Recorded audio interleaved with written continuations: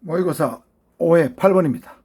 경호활동 시 비표 관리는 안전대책 가운데서 어디에 해당하는가? 인적 요소 배제, 물적 요소 제거, 지리적 취향 요소 배제, 경호 보완 작용. 자, 여러분 위의 요소, 취향 요소 다 일단 같은 말입니다. 책마다. 그다음 배제, 제거 같은 말인데 책마다 약간 다르게 쓰고 있어요. 갖다 보시면 되고요. 자, 비표 관리는 어디에 해당하는가? 비표는 누가 차죠? 사람이 차는 거잖아요. 그죠? 이건 당연히 인적 위에서 배제입니다. 자, 그래서 한번 정리를 해보면, 자, 경호 안전 대책 작용은 인물지로 크게 구분된다고 했습니다. 인물지. 선발 경호 활동에서 인물지인데, 자, 인적 위에서 배제 활동은 신비출이라고 했습니다. 신비출. 자, 신원조사, 비표 관리, 그죠? 그 다음에 출입자 통제입니다. 단 이 출입자 통제는 실제 경호, 본 경호 시에도 계속되는, 근접 경호 시에도 계속되는 활동이 되겠죠. 그 다음 물적에서 배제 활동은 안검 또는 안안검입니다. 자, 안은 뭡니까? 안전 조치. 그 다음에 두 번째는 안전 검측, 세 번째는 안전 유지, 네 번째는 검식입니다.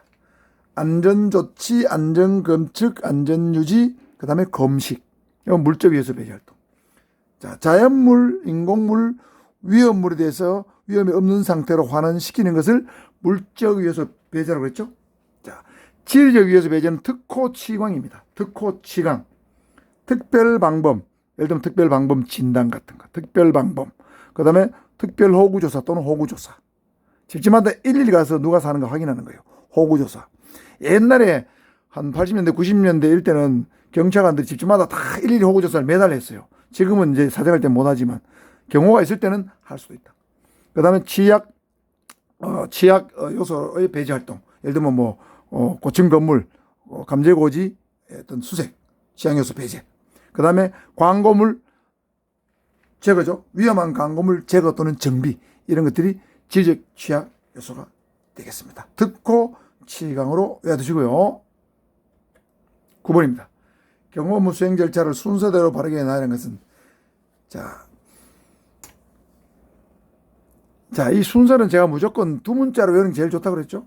자, 두 문자로 외우는 게 제일 좋은데, 자, 못 외웠다고 치고 한번 해볼까요? 경호 정보 수집, 검측 활동, 위협 평가, 경호 계획 수립, 근접 경호. 자, 일단 봤을 때 여러분, 자, 경호 정보가 수집되고 나면 그 다음에 위협 평가해야 되겠죠? 정보 수집 결과를 바탕으로 위협 평가를 하게 됩니다. 그러니까 정보 수집과 위협 평가는 같이 따라와야 됩니다. 자, 그러면 정보 수집, 위협 평가, 두 개 따라 붙었네요. 붙었죠? 자, 그 다음에 경호 계획 수립과 검측 중에 어느 게 먼저 이루어지는가? 자, 2차 계획으로 되어 있죠. 여기 1차 계획, 2차 계획 헷갈려서 그런데 2차 계획을 명확하게 하는 게 좋습니다. 자, 2차 경호 계획 수립하고 검측 활동은 어느 걸 먼저 하느냐면 경호 계획을 다 수립한 다음에 선발 경호팀이 현장에 나가서 먼저 안전 검측 등 검측 활동하게 됩니다. 그럼 경호 계획을 수립하고 검측을 해요. 그럼 경호 계획 수립, 검측. 그 다음에 실제 근접 경호가 이루어지는 거죠.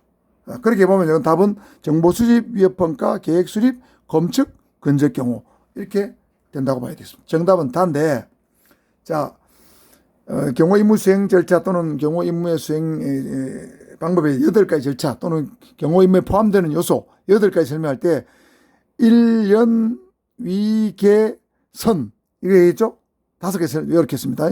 1년 위계선, 일정 확보, 연락 및 협조, 그 다음에 위협 평가 전에는 정보 수집 조정이 당연히 된 거고, 그 다음에 계획 수립, 2차 계획 수립, 선발 경호인데 검측 활동 핵심이죠. 선발 경호 핵심이 검측 활동입니다. 그 다음에 근접 경호, 그 다음에 평가, 학습, 그죠? 실질 평가는 평가 학습 단계, 그 다음에 보고서 작성. 이렇게 하면 되는 거죠. 하나, 둘, 셋, 넷, 다섯, 실시 단계 6, 그죠? 평가 7번째, 보고 작성 8번째. 이렇게 이런 위계선, 그죠? 그 다음에 실시, 평가, 보고서. 이렇게 하면 8단계 되는데 5단계만 이런 위계선으로 제가 완전히 외워하도록 했습니다. 이해하면서 외워두면 더 쉽습니다. 10번입니다. 다음 중 세부 경호 업무 수행 절차 중에서 대비 단계에 해당하는 세부 활동 사항으로 옳지 않은 것은? 대비 단계, 이 시험 잘 나오지 이런 거. 행사 안전 확보, 경호 영향 요소 확인 및 조치, 위해 동향 파악 및 대책 강구, 위협 평가 및 대응 방안 강구. 자, 대비 단계입니다. 대비 단계.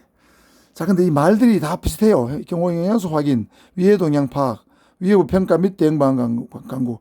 자, 위해부 평가는 방금 앞에 문제에서 나왔죠? 경호 정보 수집하면 위해 평가입니다. 자, 그러니까 위해부 평가 및 대응 방안 강구는 정보 수집과 연관되어 있는 거예요. 자, 정보 수집은 여러분 계획 단계였습니까? 준비 단계 또는 대비 단계였습니까? 대비 단계 이꼬리 준비 단계죠. 정보 수집, 그 다음에 위협 평가는 계획 단계에서 있었죠. 계획 단계에서 했습니다. 그래서 라가 일단 답이 되겠습니다. 라는 계획 단계의 업무입니다. 자, 그래서 한번 정리해 볼까요? 이 도표 잘 봐야 됩니다.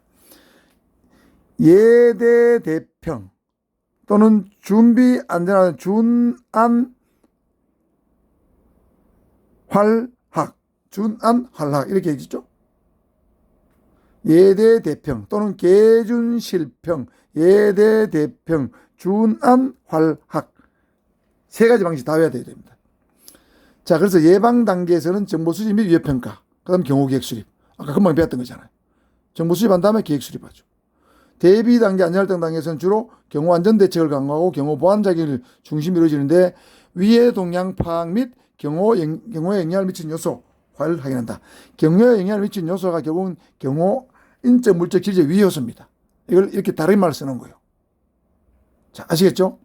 그 다음에 대응 단계는 뭐 여러분 간단하고, 대응 단계는 실제 경호가 이루어진 단계니까 출입 요소를 통제한다, 즉각 조치를 한다, 그 다음에 근접 경호를 한다, 각종 비상시에 협조 체제를 확립한다. 뭐 비상대책, 구급대책 같은 거. 그 다음 평가 단계에서는 경호의 어떤 문제점을 분석, 보완, 평가해서 결과 보고서를 작성하고, 그 다음에 새로운 경호 교육 프로그램을 준비하고 거기에 따른 교육 훈련을 실시하고 교육 훈련 평가를 하고 새로운 이론을 정립해서 그걸 실제 경호 행사에 적용해보는 이런 것이 평가 학습 단계가 되겠습니다. 자, 중요한 헷갈리는 거, 여기는 위협 평가, 여기는 위해 동향 파악 및 영향 요소 확인. 자, 영 비슷하죠? 위협 평가, 위해 동향, 영향 요소. 자, 요 위협 평가는 예방 단계 또는 계획 단계의 개념이다. 이렇게 이해하셔야 됩니다. 아시겠죠? 주의해야 됩니다. 11번입니다. 다음 중 근접 경호 임무 수행 절차를 올바르게 나열한 것은. 자, 요거는 그야말로 그대로 외우는 게 좋아요. 자, 출동 준비 단계. 당연히 출동 준비 제일 먼저겠죠. 그 다음에 명령을 하더라겠죠. 명령 수령이지. 명령을 수령하겠죠. 명령을 수령을 하면 행사장의 특성 기후 같은 거라든가 뭐 행환차로 어디를 할 것인가, 그죠? 뭐 이런 것들을 분석을 해봐야 됩니다. 임무 분석합니다. 그 다음에 어디갔어? 출동 준비, 명령 수령, 임무 분석, 그 다음에 명령을 하달하겠죠? 명령 하달은 경호 행사 당일날 아침에 경호 책임자가 하달합니다. 임무 분석 결과를 바탕으로 하달하죠. 오늘의 기상 상태부터 경호 10건까지 하달하게 됩니다. 그 다음에 근접 경호를 실시하고 그 다음에 정리하면 되겠죠. 자, 그래서 이거 외우는 거는, 자, 준수는 임명을 받았는데, 준수, 임명, 그 다음에 실정. 준수가 임명을 받았는데 잘못해가 실정을 했어요. 준수, 임명, 실정. 이렇게 무조건 외워야 됩니다. 세분량도 외워야 되지만 순서도 일단 외워야 됩니다. 12번입니다. 차량 경호의 기본 대응에 관한 설명으로 올바르지 못한 것은. 한 대의 경호 차량을 운영할 경우에 일반적으로 선도 차량을 운영하지만 상황에 맞게 적절히 변형 운영할 수 있다. 선도 경호 차량은 진행 방향 결정과 전방 공격 차단 임무를 수행한다. 대상자 차량의 운전석 옆에는 경호원이 탑승하는 것이 바람직하다. 주행시 경호 차량과 가장 이상적인 거리는 20-30m이다. 자, 이거 가가 문제가 있죠. 한 대의 경호 차량을 운영할 경우는 일반적으로 후미 차량을 운영합니다. 여러분, 경호 대상자가 앞에 가고 우측 후미에 경호 차량이 따라갑니다. 그러면서 경호 대상자를 추수한다. 뒤로 따라가면서 경호하는 것이 일반적인데, 상황에 따라서 전방에 위험이 있다 하면 후미 경호 차량이 전방으로 갈 수도 있지만 원칙은 대상자 차량, 그 다음에 경호 차량 이렇게 운영이 되는 게 원칙이기 때문에 가가 일단 틀렸습니다. 나는 임무가 진행 방향 결정, 전방 공격 차단 임무, 그 다음에 경호 제대의 어떤 속도 조절, 그런 업무를 하게 되죠.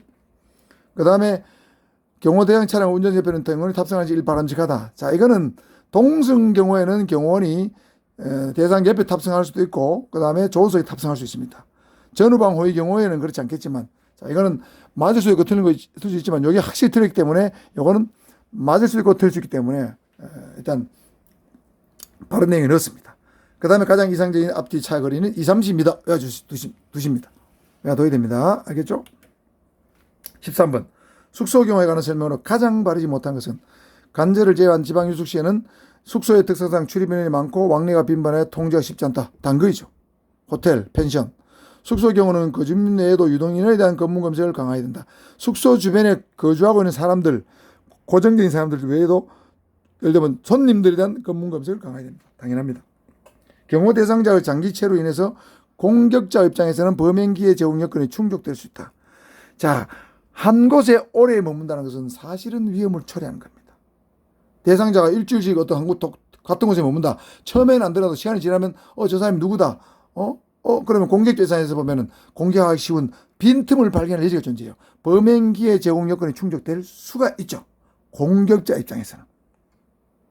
다가 문제가 있습니다. 그러나 숙소 경우는 단독주택과 호텔로 구분되며 내각과 외곽을 구분 실시한다. 자, 숙소 경우는 단독주택, 호텔 뭐든지 관계없이 내각, 외곽 말고 내부, 내각, 외곽 3선 경우 개념을 해야 됩니다. 라는 틀렸습니다. 공격자 입장, 다는 공격자 입장에서는 범행기의 제공이 충족될 수 있다. 이건 맞죠? 공격자 입장에서는 유리한 여건이고 방어자 입장에서는 경호 입장에서 불리한 여건이요. 그래서 가나다는 맞고 라 숙소 경우도 3선 경우 개념을 해야 된다. 아시겠죠? 자, 14번 요거는 설명이 굉장히 길어서 다음 영상에서 하도록 하겠습니다. 이상입니다.